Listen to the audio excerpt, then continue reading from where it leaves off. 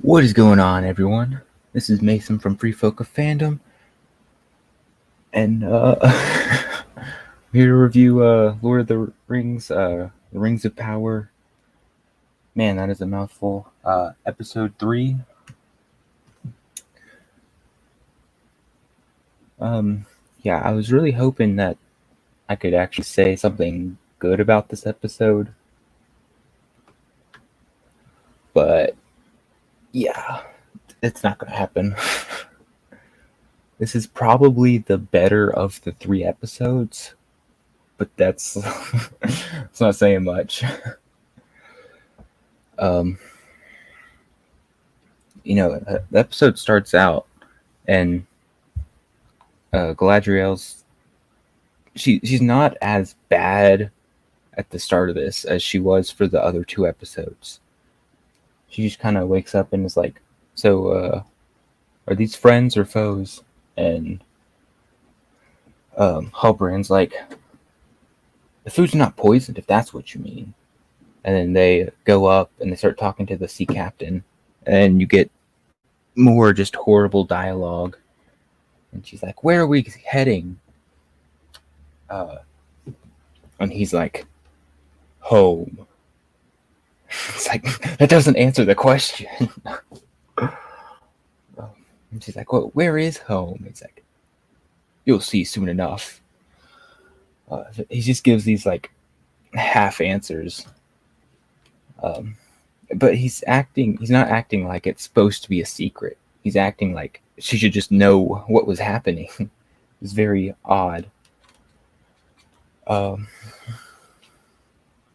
But then they get to Numenor, and you see like all this like architecture, and it looks pretty good for the most part. And you get Galadriel like monologuing about all of the stuff that leads up to like just talking about what Numenor is and how it came to be, how they were allied with the elves during the war against Morgoth. And you're like, okay, this is actually kind of interesting. And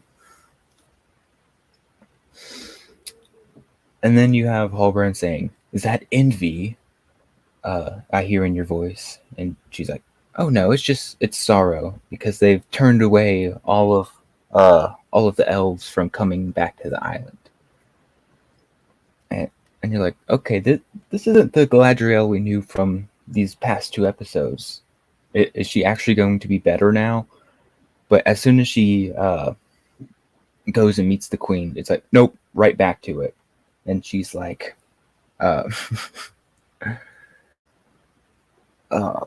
there's so much bad stuff. I don't know how to break it down. So the first thing is that she keeps doing the hair over the ears and then tucking it back behind it to like show off her elf ears, and it just like swaps between scenes. Most of the time it doesn't even show it. I think it showed her like hiding her ears several times, but it just appears to be like right behind her ears. And then they say something like, it's illegal to bring elves to the city. And the guy, the captain that picked her and Halbrand up was like, the sea led me to him, so I had to bring him back. But it sounded like he was ordered to by the queen. Like there's clashing motives here, and it's just supposed to be treated like, oh well, next thing. Yeah, Galadriel like steps up and threatens the queen. She's like, well, she says, let me see, how did she put it? You were gifted this island for your loyalties to the elves and the Valar, or something along those lines. And then the queen looks at her and she's like, "No, we paid for this island with the blood of our ancestors. And then Galadriel is like, if blood is the cost for the passage, then I am willing to pay. And it's like, whoa, whoa, whoa. That was not what the queen said. Why are you threatening everyone in the room when you no longer have your knife? And then it starts playing this sinister music, and it zooms in on Hallbrand. And he goes, "Oh, wait. Like, I'm sorry, we're in your gracious city. Why don't we just stay here a few days, and then we can see if we can work something out. Like, we just need a passage to Middle Earth. Maybe in a few days' time, you can work something out." And the queen's just like, "Okay, sure."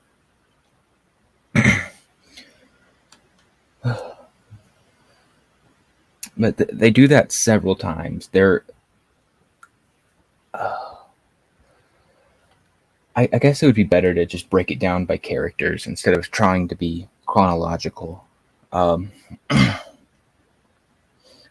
but like Hallbrand, they clearly want him to be this like Aragorn-esque character. Um, and not only that, they are clearly hinting that he is Sauron.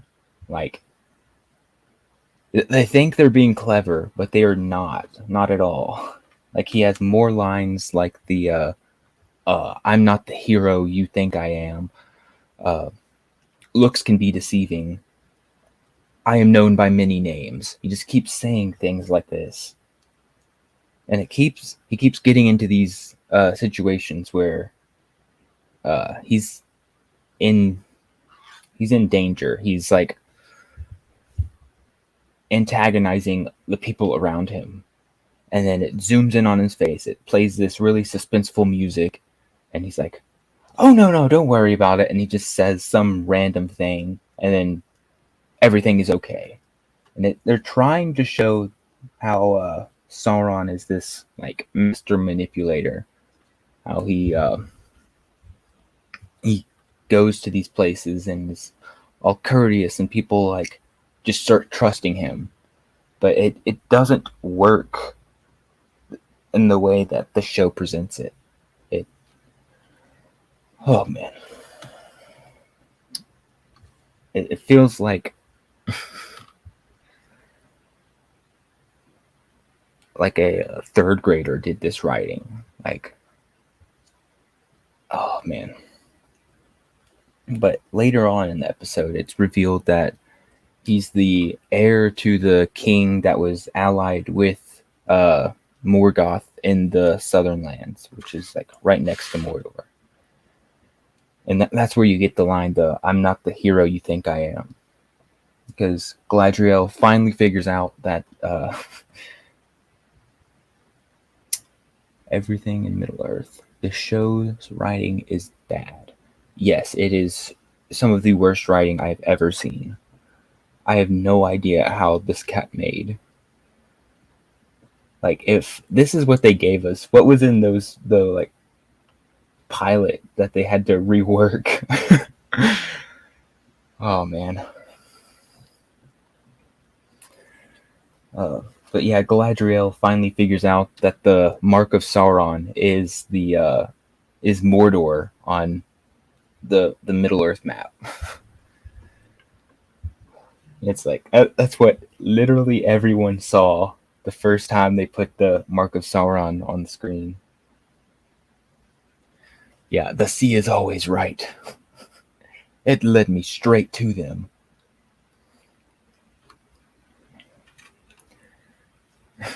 Oh, and then they try and make Isildur's dad. They try and set it up like he's being tasked to kill Galadriel. Because the queen hands him a sword and it's like, "I have a task for you since you want to be an elf friend." Because that's what his name means. He's like, "No, I am a friend of Numenor. I take my orders from Numenor, and that is all." She's like, "Well, then I have a task for you," and starts handing him a sword. It just felt like a setup for him to kill her.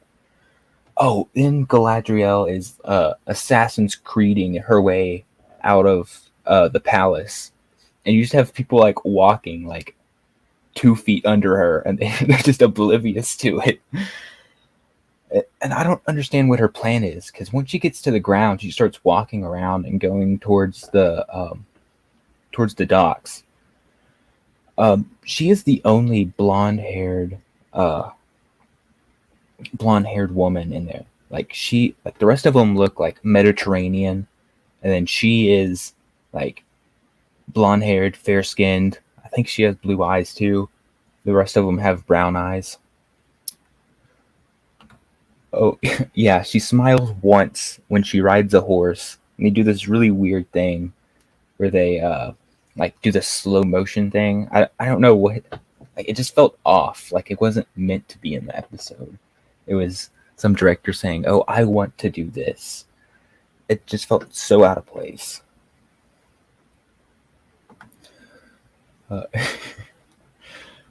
Yeah, she's just like Assassin's Creeding her way down. She gets down and starts walking around. And then that's when you see Isildur's dad. I'm forgetting his name. Anyway, he sees her and she's like, that's not going to take you out any farther than the bay. She's like, it will be better than my current mode of passage. And it, I don't know, the dialogue is so clunky. If they can't do the old speak, they should just not try, because it sounds worse than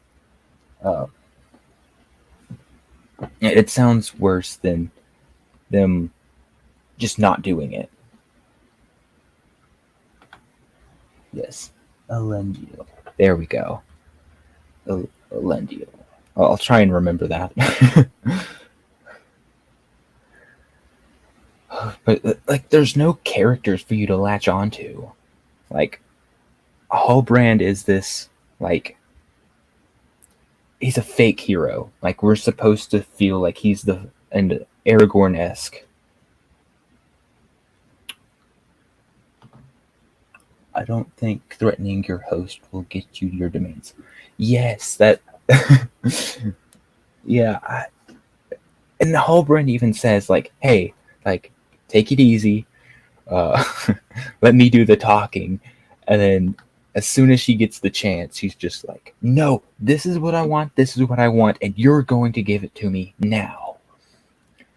Like, I think she might be more unlikable than Rey.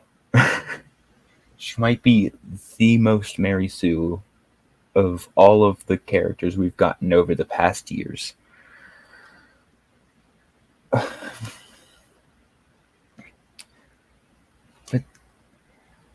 here's another thing: all of the characters in the series are just completely stupid. Like, the show is purposely doing that to the men, or as many men as they can.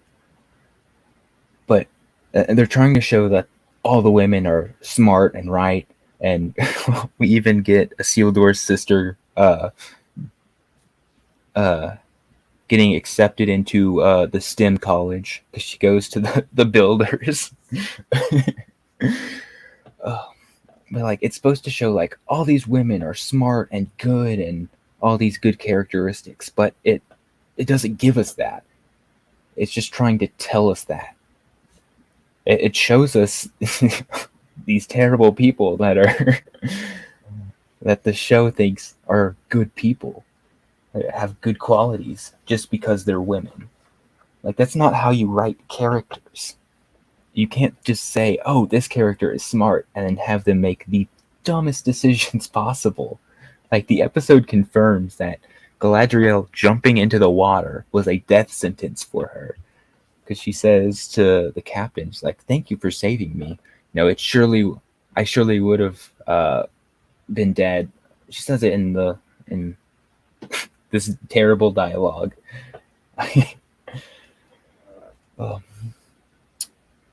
At least Rey smiled. Yeah, she did a few times. Yeah, it never says how far she swam, but And that brings you back to the terrible advice her brother gives you. He says something like, you have to touch the darkness to know the light.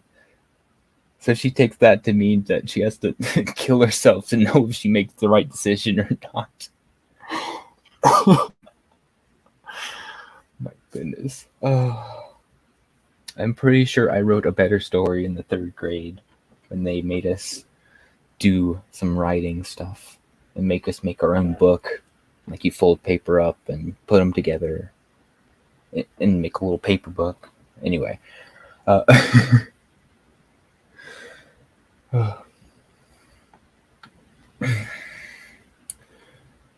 Yeah, I don't understand how but boats float. Yeah, who wrote this? And why would you think that that is such a good line? You need to play it twice. Do you know why? A stone sinks, but a boat will float. Because boats look up, but a stone can only look down. It's like, oh man, that is such a bad line. And you would think that a boat can look only forward. Like, that would make sense because it only moves like horizontally. And a stone goes, if you throw it, it'll go the distance, but it always goes down. Like, a ship will just go forward, like, because it's, on the water.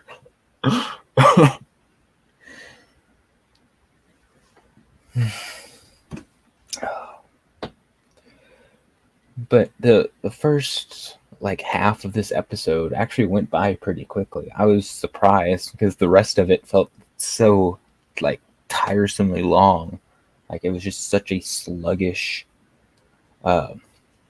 passage of scene by scene that the Numenor stuff actually went by fairly quickly, at least to me. But the Hardfoot stuff, it took so long. Like, as soon as it hit that, it just felt like the plot just stops.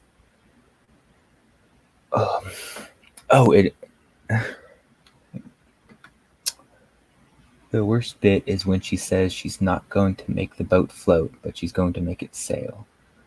Like, we need it to float so we can sail. Yeah, there's all this pseudo-intellectual stuff. They say things, but it means absolutely nothing.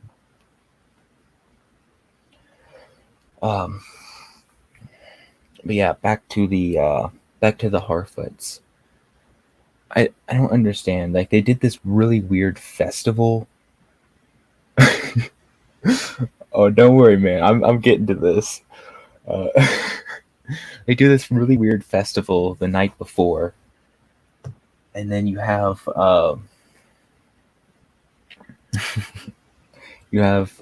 the Hobo Baggins guy, Hobo Harfoot. We have Lenny Henry trying to write a speech, and it feels kind of like the speech that Bilbo gives at the end of, or at the beginning of Fellowship at his birthday. But then he's like, let's remember all those that we had to leave behind. So they're supposed to be this tightly knit culture of people that are so afraid of outsiders, but once you're in there, there's nothing you can do to break away. So you're one of us, you're in our family. But then they just leave people behind, and they they have super diverse people. There's when they're leaving, you see this Asian couple, this really old Asian couple just hobbling behind him, and you have this you have a black family, and you have all of these super diverse families, but they're so afraid of outsiders. It just they can't decide on what they want to say with this, so they're trying to say everything. Oh. Yeah, let's remember all the people that we had to leave to die because we didn't want to slow down our caravan.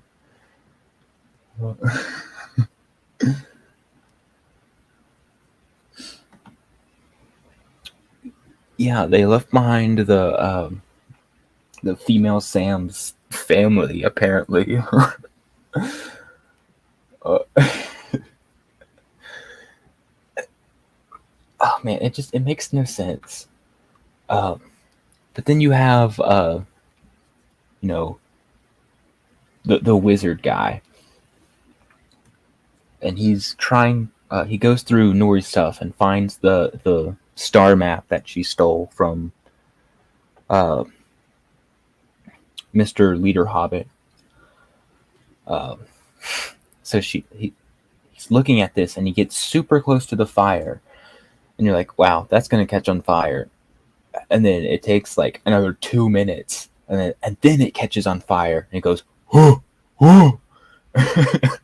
Just stands there talking like a caveman. And then he runs into the whole village and knocks down a bunch of houses. And then they're all scared. And then he finally gets his head out from under all the cloth and goes, "Nori!" And then they all just look at her. And then they cut to a meeting, and they're all like, "We should banish her. She's a bad Harfoot. She doesn't follow our rules. She broke them." And I thought they were actually just gonna banish her, because if they leave all the, the other hobbits behind, I don't know why they wouldn't just banish her.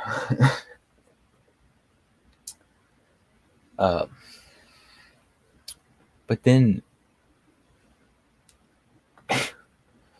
yeah, this whole this whole series is just killing brain cells. But it actually surprised me that the leader guy, Lenny Henry, was like, "You know what? She's a young hobbit.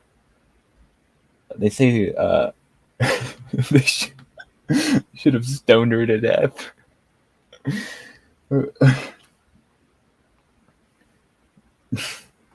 They say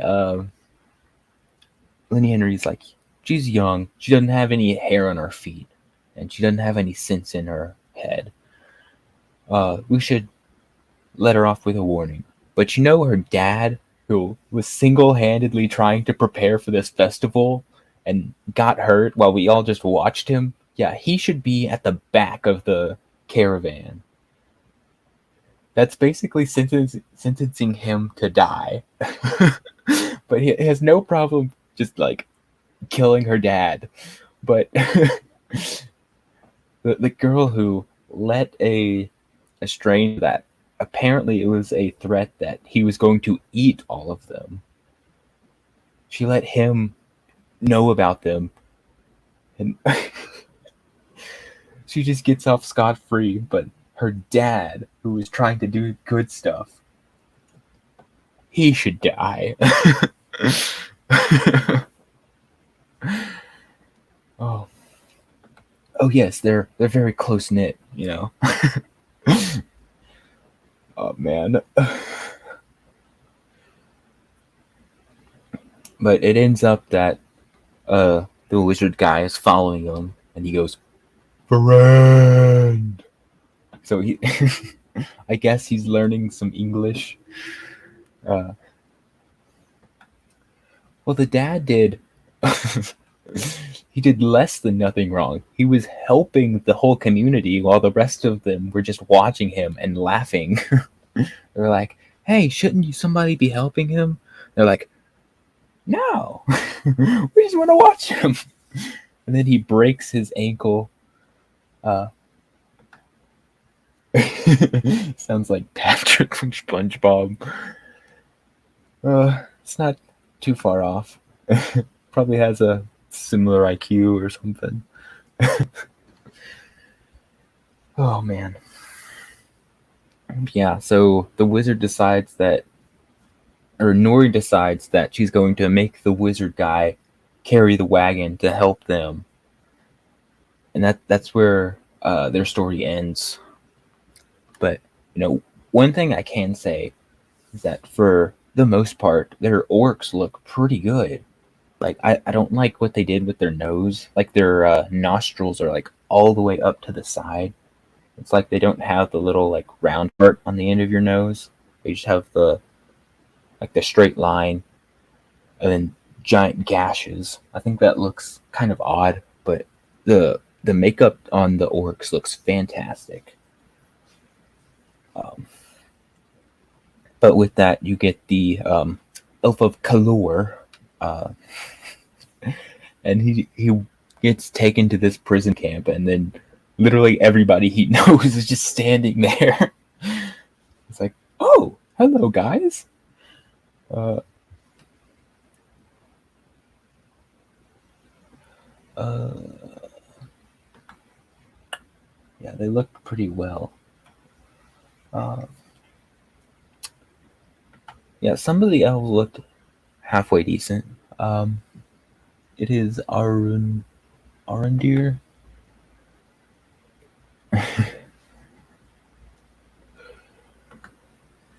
Yeah, I don't know. I'm really bad at these names, especially since it's so hard to find even one to attach yourself to. Um, yeah, I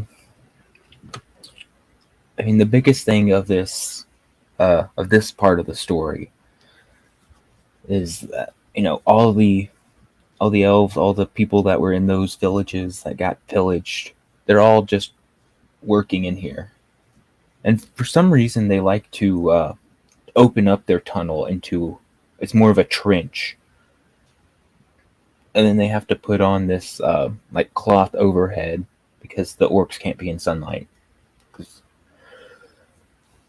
It's like, well, why aren't you underground? I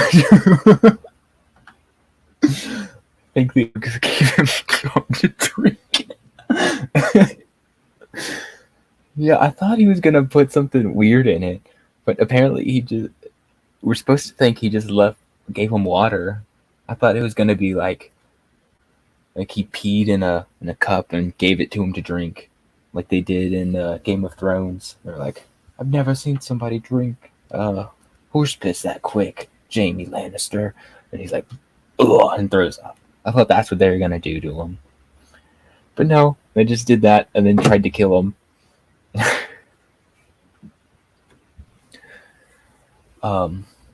Which I mean, spoiler: all of the elves except for would you say his name was Arendir, something like that. I definitely know it starts with an A.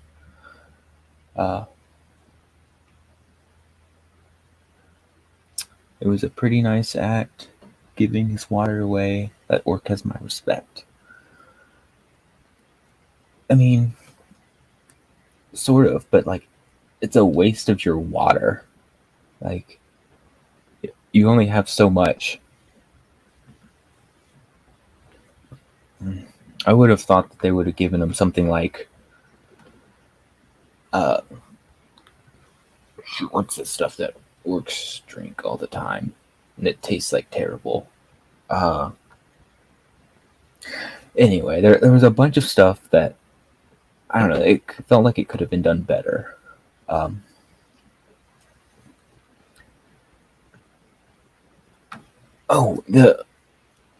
So they start all fighting, and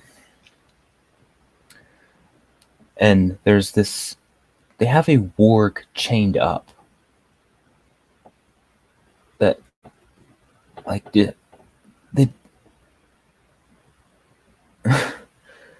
the orcs and the orcs, the goblins, the wargs, they're all supposed to have this like alliance, just like how, well, probably not just like. I'd say they're probably more. I don't know, but like the elves, elves, men, and dwarves all sort of have an alliance. Like anytime they get attacked by goblins, it's an immediate like we're not going to quabble. We're going to attack the orcs. The ward doesn't have all of its chromosomes.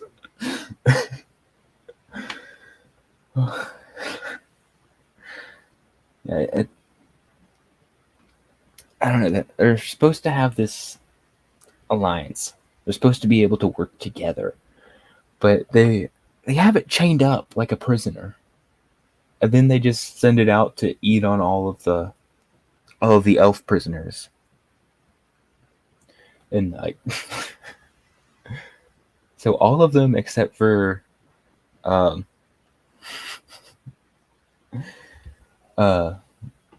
Mr. Fade get they all die, and then I think it was his captain finally gets out of the trench, and then he gets hit with an arrow, gets hit with 2 arrows and dies. The orcs can't be out in sunlight, so, and it came from like he was up and looking towards the tree line, which was very far away.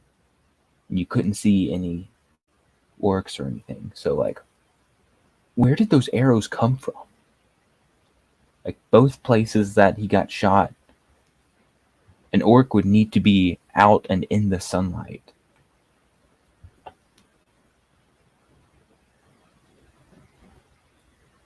It just I don't know, it doesn't make a lot of sense. And then you get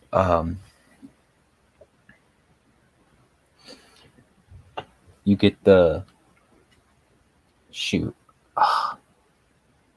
You get Mr. Elf of Color. I'm just gonna call him that. Arondir, I don't know. You get him, get captured again, and then he's about to be killed. But one of the orcs stops him and says, Ave,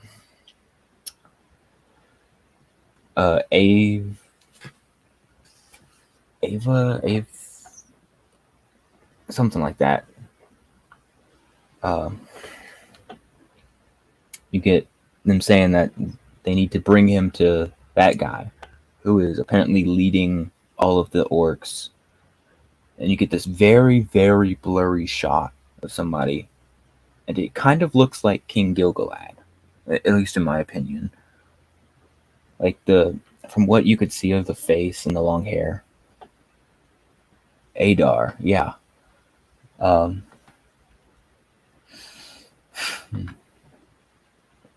Yeah, they say he is Sauron, but we know Halbrand is Sauron, and they all think Sauron is dead. I think so. Why do they immediately jump to saying Adar is Sauron? They say, Sauron was known by many names, so Adar must be him. When literally, what, a day ago you were saying, oh, Sauron's dead, Morgoth's dead, we've had peace for 70-something years. Or that's at least how long What's-His-Face has been stationed there. I think they said a few generations. I don't know. But I'm like, oh, it's all peaceful. We're going to send back some people to Elf Heaven. And then you're just going to jump to, oh, here's all these orcs. They must have been hiding here. They must be led by Sauron.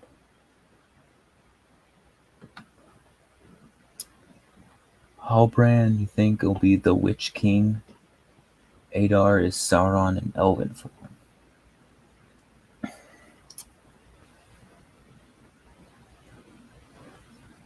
I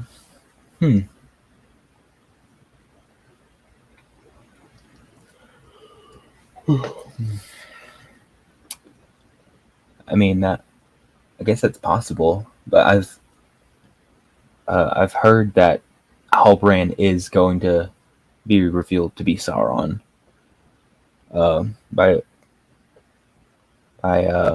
some people that have like talked to other people that worked on this, uh, but I don't know.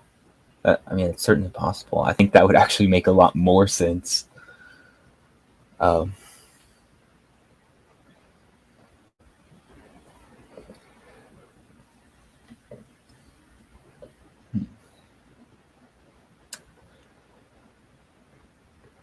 uh, there's also this big dilemma about the like captain of the guard of the Elven Guard, and he's trying to say, you know, we can't kill this tree. No, it's been here since before you crawled out of whatever hole you did. Um,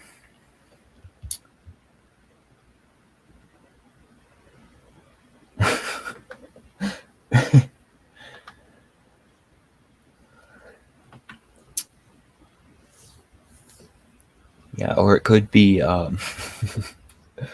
shoot the the single mother's son who looks exactly like James Earl Jones from Conan the Barbarian. The guy that like turns himself into the snake. He has the that big colt. You know, like James Earl Jones with the like long straight hair. I think they gave him I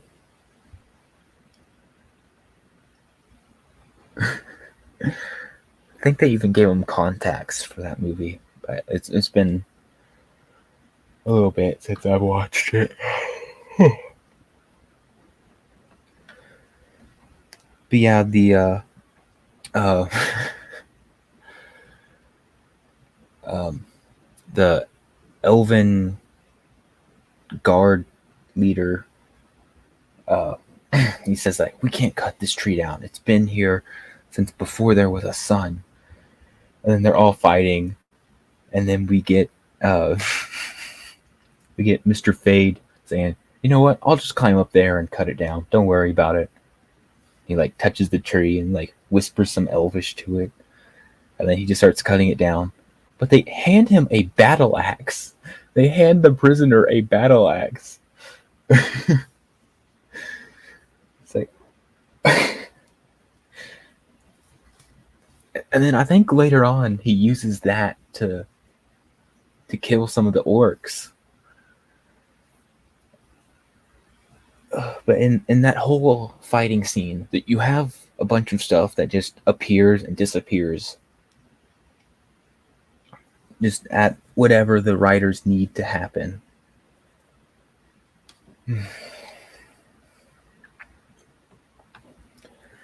But yeah, we do meet Isildur, his father, and his made-up sister.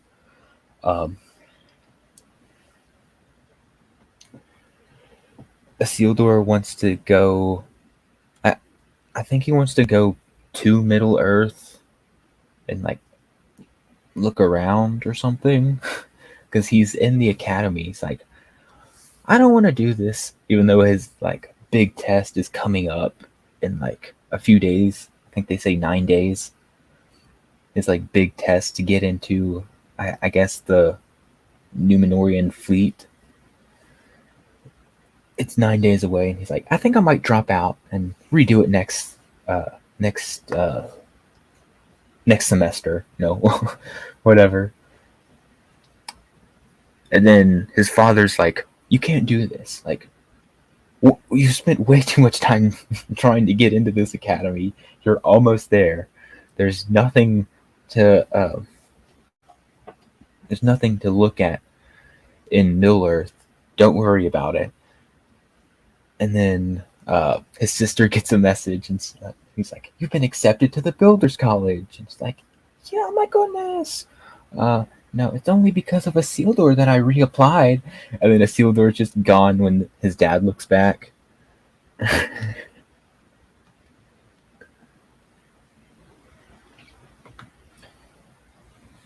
Yeah, the elf died because they wouldn't cut the tree down.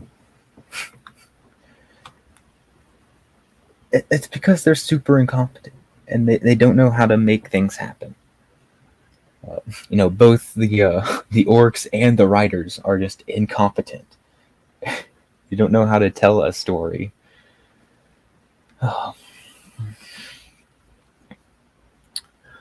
They also did this really weird thing where you get Isildur and he's sailing, and then he hears some sort of ethereal call of his name,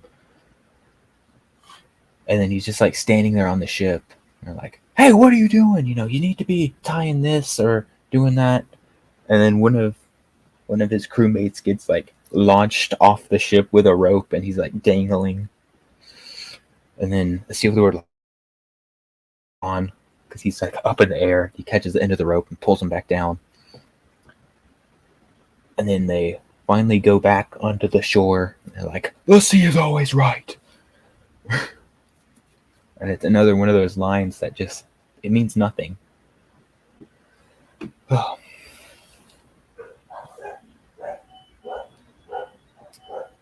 I hope you can't hear all my dogs barking. But yeah, you get that, and then his sister rides up to meet him, and he's like, "Oh my goodness, I missed you so much!" And then he hugs the horse, and I don't know what they're trying to do with this. Like, was it supposed to be funny? What is it supposed to be telling us? That he loves his horse more than his sister? It was an odd thing. I felt like I needed to mention it.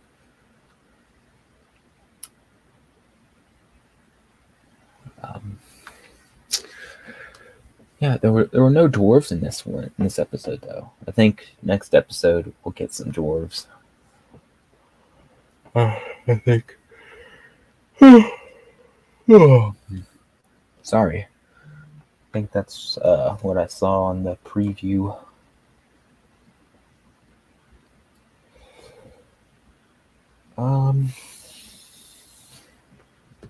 Yeah.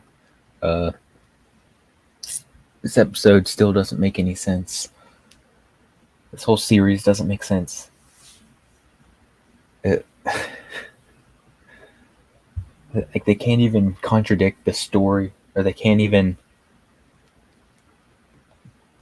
tell their own story without contradicting themselves.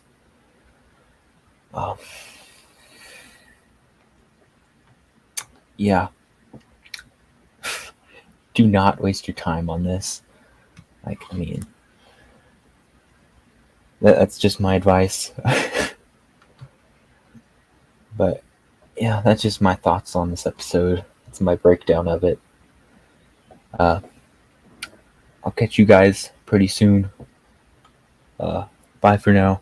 Peace.